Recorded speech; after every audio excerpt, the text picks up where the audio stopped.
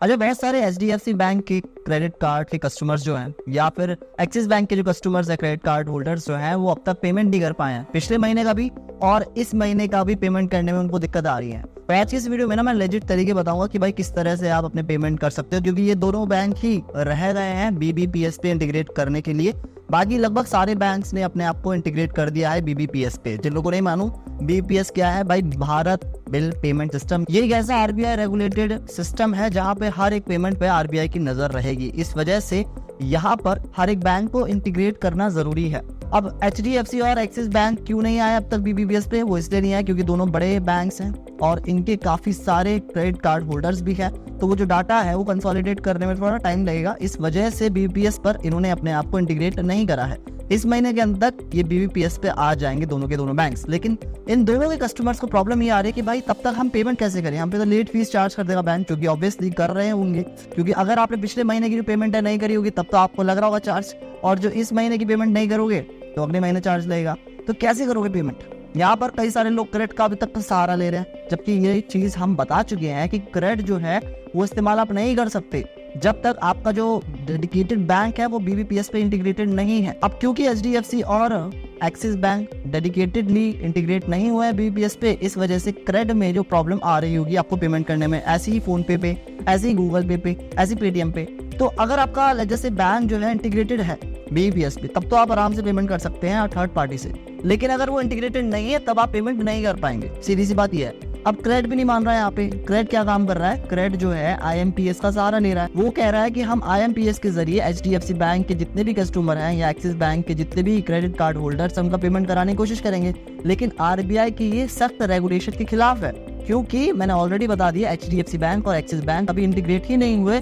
तो क्रेडिट को किसने हक दे दिया कि IMPS के जरिए आप पेमेंट करा दीजिए? नहीं दिया ना किसी ने। RBI के खिलाफ है रूल। तो यहाँ पर इस वजह से आपको पेमेंट करने में दिक्कत आ रही है। अब बात करते हैं कि आप कर क्या सकते हो, अपना पेमेंट क्लियर आउट कैसे करोगे जो भी आउटस्टैंडिंग बैलेंस है। तो सीधी सी बात यह है कि अगर आपके पास HDFC का क्रेडिट कार्ड है तो आप HDFC की जो ऐप है उसके जरिए ही बड़े आराम से अपना पेमेंट कर सकते हो क्रेडिट कार्ड का।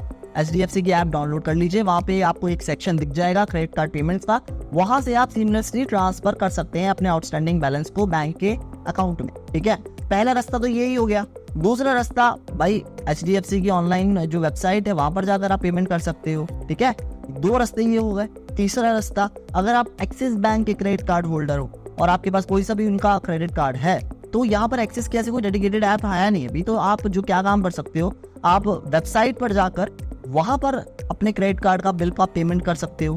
तीसरा रास्ता ये बता दिया मैंने। अब लेट्स जस्ट से कि आपको नहीं करना आ रहा, ठीक है, तो आप क्या कर सकते हो, आप बैंक जाओ, आप अपने बैंक में जाओ, HDFC में जाओ या एक्सिस में जाओ, जिस भी बैंक से आपने क्रेडिट कार्ड ले रखा है, वहां पर आप डिपॉजिट स्लिप भरो, जितने का अमाउंट का भी आपका आउटस्टैंडिंग बैलेंस है, कैश दो और आपका पेमेंट हो जाएगा। उसमें थोड़ा टाइम लगता है लेकिन आपका पेमेंट हो जाएगा। या फिर इसके अलावा एक और रास्ता है, आप NEFT कर सकते हो। NEFT में भी 2 से 4 दिन लगते हैं, लेकिन आपका पेमेंट बड़े ही आसानी से हो जाएगा। लेकिन इसके लिए भी आपको बैंक जाना पड़ेगा, अपनी ब्रांच में जाना पड़ेगा बैंक की। इसके अलावा आप क्या कर सकते हो, इसके अलावा आप ATM से भी अपना पेमेंट क्लियर आउट कर सकते हो। जी हाँ, HDFC बैंक के और एक्सिस बैंक के कुछ ऐसे ATMs होते हैं जहां पर ना आप जाकर अपने क्रेडिट कार्ड का पेमेंट कर सकते हो। अब आप कहोगे भैया हमें पता कैसे चलेगा ये जो ATM है इसमें सुविधा है कि नहीं? बड़ा ही सिंपल है यार।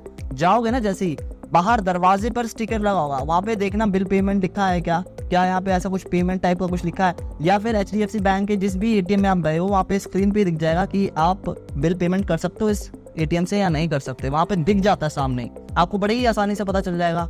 या फिर अपनी जो बैंक की ऐप है उसमें लोकेटर का ऑप्शन होता है, ATM लोकेटर। तो जो ATM पे आपको जाना है, जो मैंने आपको बताया बिल पेमेंट वाले ATM पे आपको जाना है, तो वो उस टाइप का फिल्टर लगाओ और अपने ATM लोकेटर पे ये डाल दो, आपको पता चल जाएगा कि कौन सा ATM आपके नजदीक में है, आप वहां जाकर पेमेंट कर सकते हो। तो रास्ते बहुत हैं। और पेमेंट का ऐसा है भाई, जब UPI नहीं हुआ करता था ना, तब भी हम पेमेंट करा करते थे, हम चेक से कर देते थे।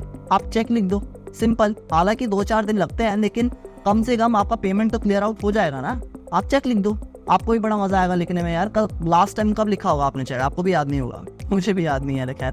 लेकिन फिर भी एक बात बता रहा हूँ, डिजिटलाइजेशन की इस दुनिया में जितना हम इस पर निर्भर हो गए हैं ना, इस तरह की चीजें कभी भी हो सकती हैं। तो आपको अपने बेसिक्स नहीं भूलना है। बेसिक क्या है? आप चेक के जरिए एटीएम के जरिए, आप ब्रांच में भी जाकर विजिट करके पेमेंट क्लियर कर सकते हैं। मतलब बहुत सारे रास्ते हैं यार। तो फालतू में अपने ऊपर ये लेट फीस का चार्ज मत चढ़ने दीजिएगा जस्ट बिकॉज HDFC बैंक और एक्सिस बैंक अभी तक इंटीग्रेट नहीं हुआ है वहां पर, इस वजह से हम लेट फीस का चार्ज झेल रहे हैं, क्योंकि वो तो इंटीग्रेट हो जाएंगे। लेट फीस का जो चार्ज है, ये जो दर्द है, वो आपको ही भोगना पड़ेगा। Let me tell you frankly. तो आई होप इस वीडियो से हर एक चीज मैंने आपको इन डेप्थ समझाई हो।